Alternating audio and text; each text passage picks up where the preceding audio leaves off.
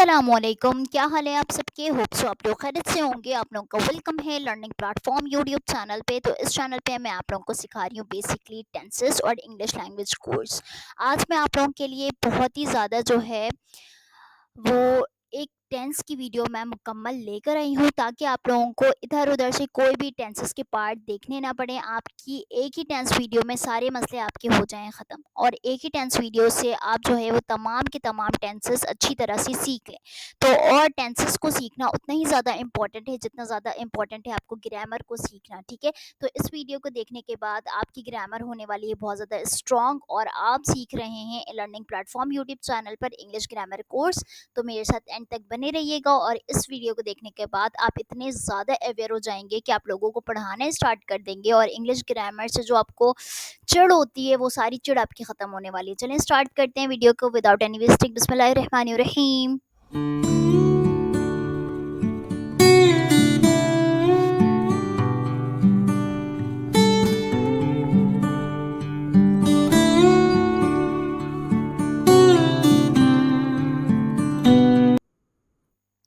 Ji, tense equal to tension. ऐसा ही लगता है आप लोगों को कि टेंस जो है वो टेंशन से रिलेटेड है। ये टेंस टेंस को देखते ही साथ आपको टेंशन स्टार्ट होने वाली है। तो आज की टेंसेस की वीडियो आप लोगों के लिए बहुत ज़्यादा मज़ेदार होने वाली है। तो यहाँ पर गौर से देखिएगा। देखें, टेंस जो है वो फैमिली मेंबर का हेड है, ठीक है। जैसे कि फादर होते हैं ना, इस तरह से समझ ली कि टेंस क्या है, फादर है, और उनके जो है वो 3 बेटे हैं। जैसे आपके 3 भाई होंगे, या आपके 3 कोई कज़िन्स होंगे, या कोई आपके 3 जो है मतलब कोई भी आपके फैमिली मेंबर में 3 ले लें, 3 चाचू होंगे आपके और 1 आपके पापा, ठीक है। बड़े आपके पापा हैं वो टेंस हो गए, और ये जो 3 जो है वो आपके चाचू हो गए, सही है। प्रेजेंट, पास्ट और फ्यूचर। प्रेजेंट बेटा जो होता है वो ये होता है कि जब आप प्रेजेंट मूवमेंट का मतलब होता है कि आप अभी जो मौजूद हैं जिस वीडियो में, ठीक है, आप जो काम अभी कर रहे हैं, जैसे कि अभी मैं आपको पढ़ा रही हूँ और आप पढ़ रही है, आपका प्रेजेंट मूवमेंट हुआ। पास्ट में क्या, आप सुबह उठे, आपने नाश्ता किया, वो आपका पास्ट हो गया। कल सुबह उठेंगे फिर नाश्ता करेंगे, वो आपका फ्यूचर होगा, ठीक है। अब यहाँ पर देखें, प्रेजेंट, पास्ट और फ्यूचर, इनके भी जो है वो 4-4 बेटे हैं, ठीक है। एक के भी दो, तीनों के माशाल्लाह से अल्लाह ताला ने 4-4 बेटे दिए हैं, जिसमें से है present indefinite, present continuous, present perfect continuous, ठीक है। Past indefinite, past simple, past continuous, past perfect continuous. इसी तरह से future indefinite, future continuous, future perfect और फ्यूचर परफेक्ट कंटिन्यूअस। अगर आप प्रेजेंट के पार्ट्स को बहुत अच्छी तरह से समझ लेते हैं तो ये दोनों पार्ट्स भी आपके लिए बहुत ज़्यादा ईजी हो जाएंगे, इसमें आपको कोई भी कन्फ्यूजन नहीं होने वाली। तो इनके भी सबके जो हैं वो नाम बिल्कुल सेम है, सिर्फ पास्ट, प्रेजेंट और फ्यूचर ये डिफरेंट है, ठीक है। बाकी टेंसेस आप जो हैं वो तीनों के सेम ही बनाते हैं, ठीक है। तो चलें आगे देखते हैं। बेसिक मसला मैं आज आपका हल करने वाली हूँ। बहुत सारे ऐसे लोग होते हैं जिन्हें ये नहीं पता होता कि सेंटेंस कितनी चीज़ों से मिलकर बनते हैं। देखिए, सेंटेंस का मतलब होता है जुमले। जुमले जो है वो 3 चीज़ों से मिलकर बने होते हैं बेटा। एक सब्जेक्ट होता है बेटा, एक वर्ब होता है और एक ऑब्जेक्ट। बेटा सब्जेक्ट वो होता है जो काम करने वाला है, ठीक है। वर्ब वो होता है जो काम किया जा रहा है, और ऑब्जेक्ट वो होती है जिस पर काम किया जा रहा है। जैसे कि मैं आपको इंग्लिश पढ़ा रही हूँ, मैं एज अ सब्जेक्ट परफॉर्म कर रही हूँ। क्या कर रही हूँ, मैं पढ़ा रही हूँ आपको। पढ़ाना जो है वो वर्ब है, और क्या पढ़ा रही हूँ बेटा, ऑब्जेक्ट इंग्लिश पढ़ा रही हूँ। तो मेरा ऑब्जेक्ट क्या हुआ, इंग्लिश हुआ, ठीक है। मैं आपको पढ़ा रही हूँ तो आपका ऑब्जेक्ट क्या हुआ, इंग्लिश पढ़ना। और आप क्या कर रहे हैं, पढ़ रहे हैं, और आप क्या हैं, स्टूडेंट है, परफॉर्मर है। तो ये हो गया सब्जेक्ट, वर्ब और ऑब्जेक्ट। इन तीनों चीज़ों को मिला के आपका बनता है सेंटेंस, ठीक है। प्रोनाउन बेटा, प्रोनाउन में आपके first person, second person, third person होते हैं। देखें, ये इनकी फैमिली है। फर्स्ट पर्सन में बेटा आई, माई, मी, माइन, वी आर, अस, ठीक है। ये जो फैमिली आ गई ये आपका फर्स्ट पर्सन कहलाता है as a pronoun. Second person में बेटा यू और योर, ठीक है। और थर्ड पर्सन बेटा किसको कहते हैं, he, she, it, any singular name, they, them, his, him, her. His जो है वो लड़के के लिए यूज होता है, जब ये बोला जाए कि वो उसका सामान है तो हिज यूज करेंगे लड़के के लिए। इसी तरह से अगर उस लड़की का अपना है, जैसे अपनी कॉस्मेटिक है उसकी, तो आप हर यूज करेंगे, ठीक है। और हिम बेटा क्या यूज, किस लिए यूज करते हैं, जब आप एज अ ऑब्जेक्टिव यूज करते हैं ना ही के साथ, तो आप हिम यूज करते हैं, ठीक है। ये आपके बेसिक हो गए। ये बहुत सारे बच्चों को नहीं पता होते, जिनकी वजह से बहुत कंफ्यूजन होती है टेंस में। तो ये मैंने क्लियर कर दिया। आगे मूव ऑन करते हैं बेटा, टेंस को स्टार्ट करते हैं। जी।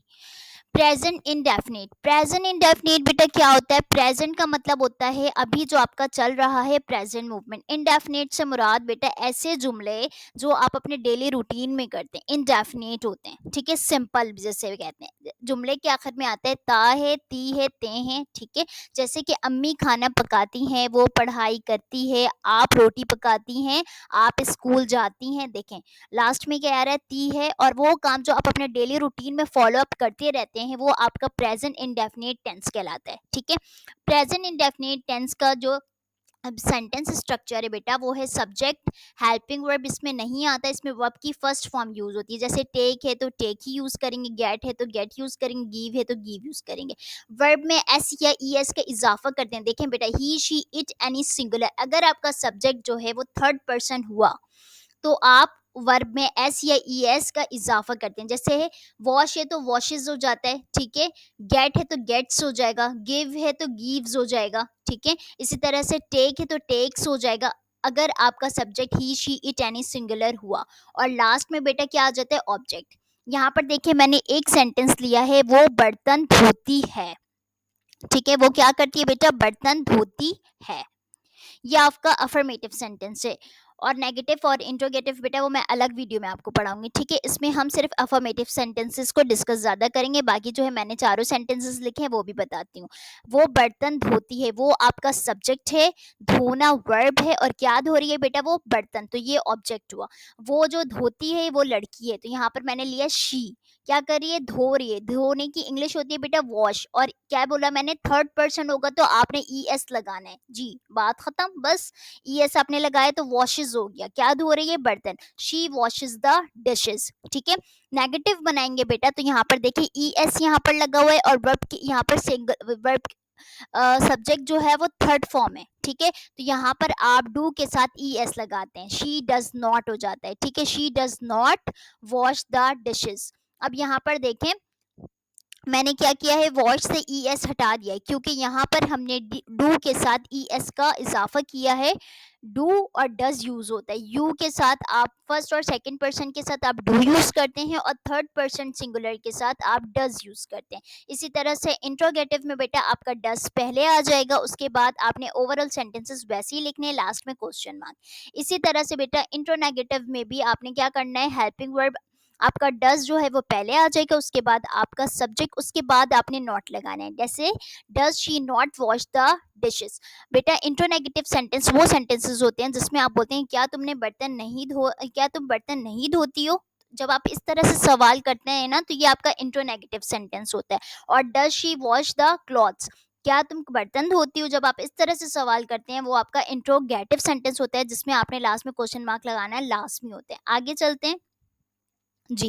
पास्ट इंडेफिनिट बेटा, पास्ट इंडेफिनिट वो सेंटेंस होते हैं जिसके जुमले के आखिर में आता है अलिफ छोटी है बड़ी है। जैसे कि आप बोलते हैं मैंने झूठ बोला, मेहमान हमारे घर आए, वो घर का सामान खरीदी, ठीक है। हम इस तरह से अपने रूटीन में बात करते हैं कि आप थोड़े से मूवमेंट के बाद बोलते हैं मैंने झूठ बोला, ठीक है।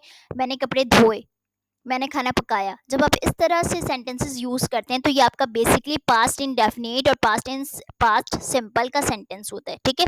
इसको बनाने का तरीका कुछ यूं है कि सब्जेक्ट वर्ब की सेकंड फॉर्म यूज होती है बेटा। जैसे गिव का आपका हो जाएगा गेव, इसी तरह से टेक का टुक हो जाएगा, ठीक है। और प्लस ऑब्जेक्ट, आपने वर्ब जो है वो याद करना लाजमी है, लाजमी नेट से याद कर लें या किसी वीडियोस में और देख लें। इंशाल्लाह मैं भी वो सीरीज आपके साथ शेयर करूंगी तो आप उसमें देख लीजिएगा। यहाँ पर मैंने एक सेंटेंस लिया है, मेहमान हमारे घर आए, ठीक है। तो मेहमान क्या है बेटा? गेस्ट होते हैं। द गेस्ट घर आए, आए, आई की इंग्लिश क्या होती है बेटा? आना जो होता है वो कम होता है, उसकी सेकंड फॉर्म होती है केम। द गेस्ट केम हमारे घर, टू आर होम, ठीक है, टू आर होम, सही है। इसी तरह से जब मैं इसका नेगेटिव बनाऊंगी तो मैं क्या करूंगी बेटा? द गेस्ट डिड नॉट, आपने हमेशा याद रखना है पास्ट इंडेफिनिट में नेगेटिव में हमेशा डिड यूज होता है, डिड के बाद आप नॉट लगाते हैं, और वर्ब की जो सेकंड फॉर्म होती है वो चेंज होके फर्स्ट फॉर्म बन जाती है, ठीक है। The guest did not come to our home, did the guest come to our home, did the guest not come to our home. यहाँ पर क्या किया बेटा? डिड पहले ही आ गई, आपने वर्ब की फर्स्ट फॉर्म यूज करनी है फिर।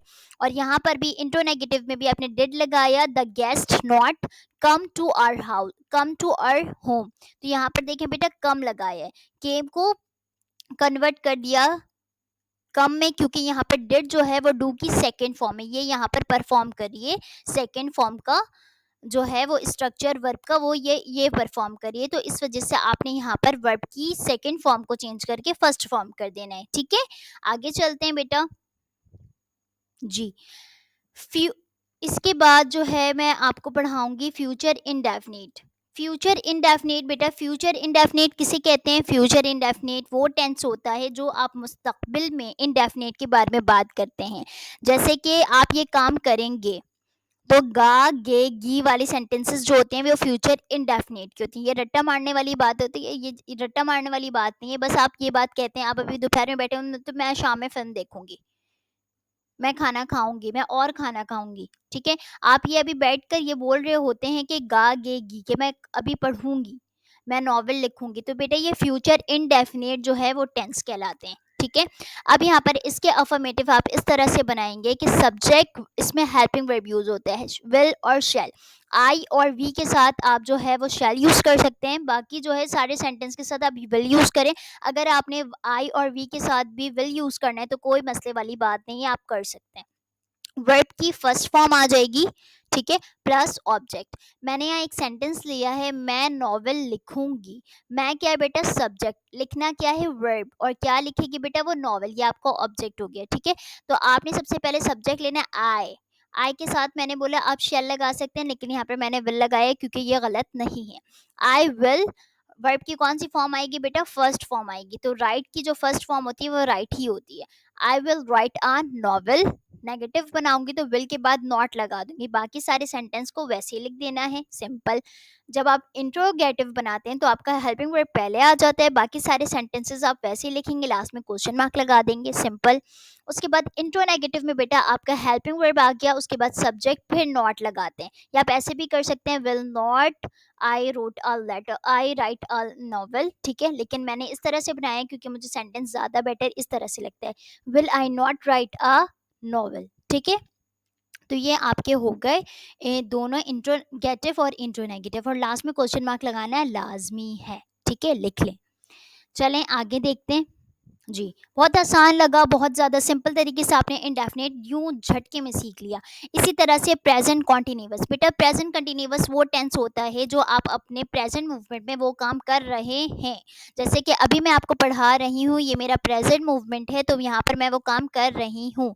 रहा है, रही है, रहे हैं, ये आपका जो है वो जुमले की पहचान होती है। वो लोग मनोड़ा बीत जा रहे हैं, ठीक है। आप लोग ये बात कर रहे होते हैं, रेडी हो रहे होती हैं एक फैमिली, तो वो कहते हैं कहाँ जा रहे हैं ये लोग, तो कहते हैं मनोड़ा बीच जा रहे हैं, ठीक ठीक है। अभी तो बहुत सारे लोग जा रहे हैं भाई, आप भी बताइएगा कि आप लोग गए या नहीं। फिर बोलते हैं वो पूरा घर साफ कर रही है। एक लड़की है, सफाई कर रही है, घर में मासी सफाई कर रही है, तो आप क्या बोलते हैं? वो पूरा घर साफ कर रही है। तो वो जो काम कर रही है उस टाइम, तो वो उसका प्रेजेंट मूवमेंट है, और वो कंटिन्यू काम कर रही है, तो इसलिए प्रेजेंट कंटिन्यूअस, ठीक है।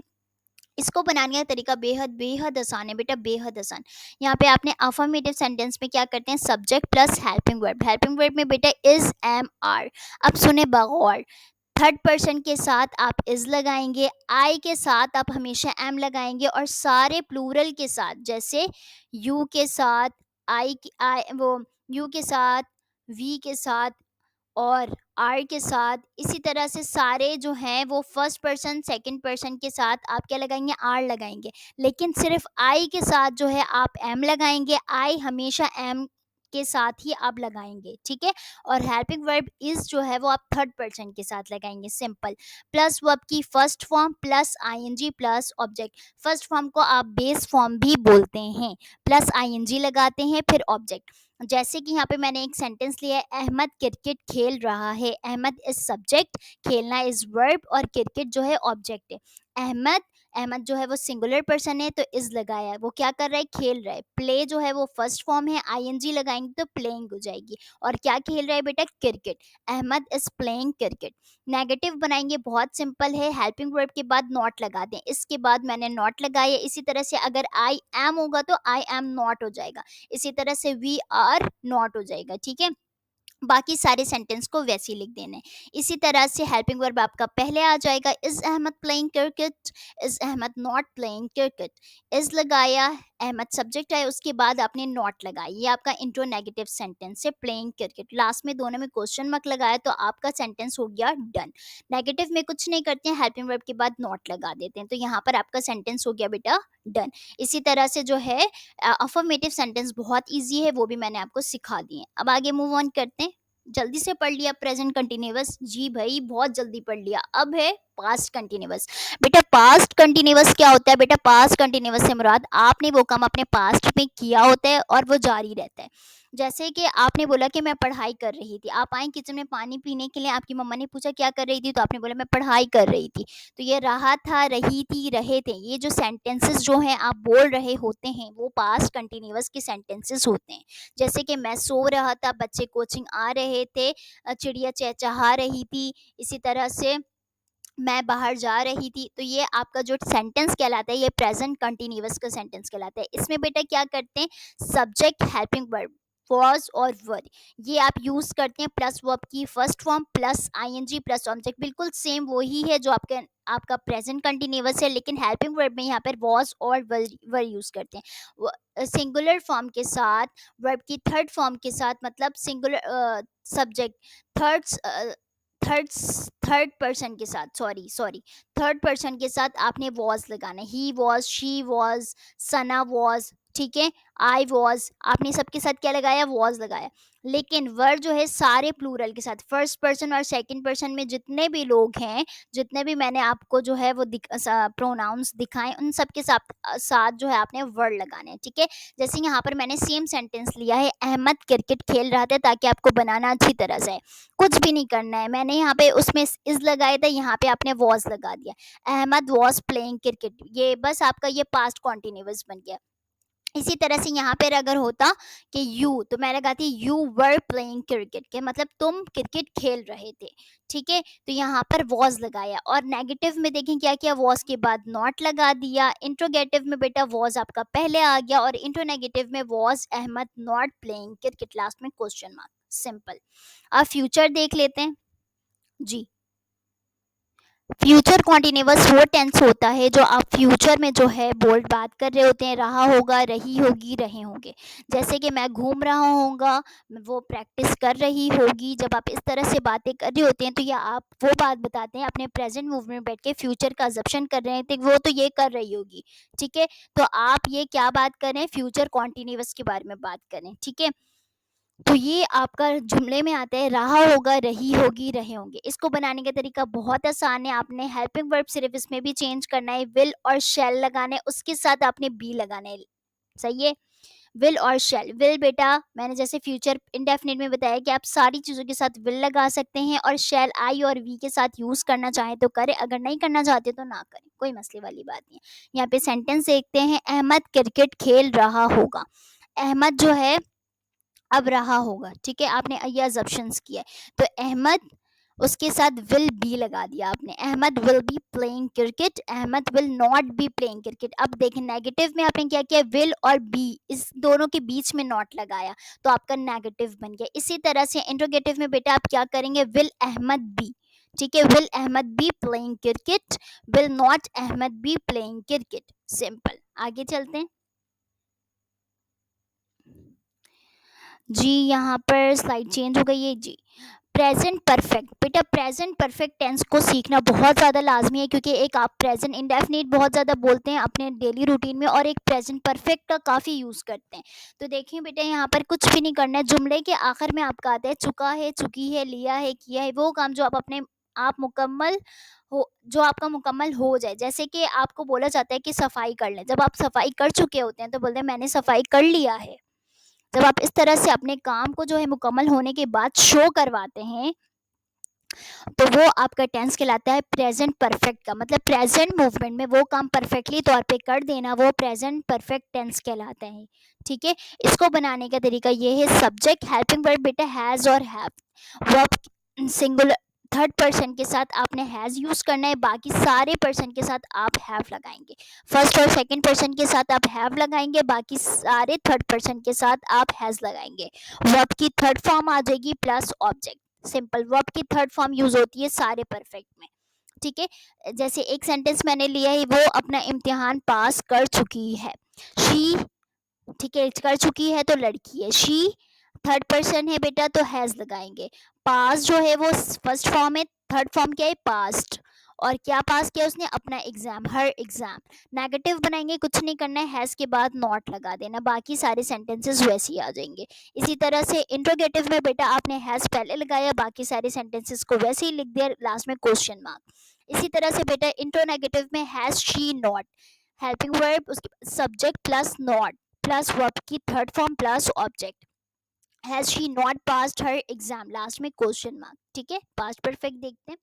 पास्ट परफेक्ट बेटा, पास्ट परफेक्ट से मुराद है बेटा कि आपने अपने पास्ट में वो काम मुकम्मल अच्छी तरह से कर लिया है। जैसे कि मैं खाना खा चुकी थी, मैं अपना काम कर चुकी थी, मैं पढ़ाई कर चुकी थी, मैं इंग्लिश का होमवर्क मुकम्मल कर चुकी थी। तो ये सारे सेंटेंसेस आपके पास्ट परफेक्ट टेंस के कहलाते हैं।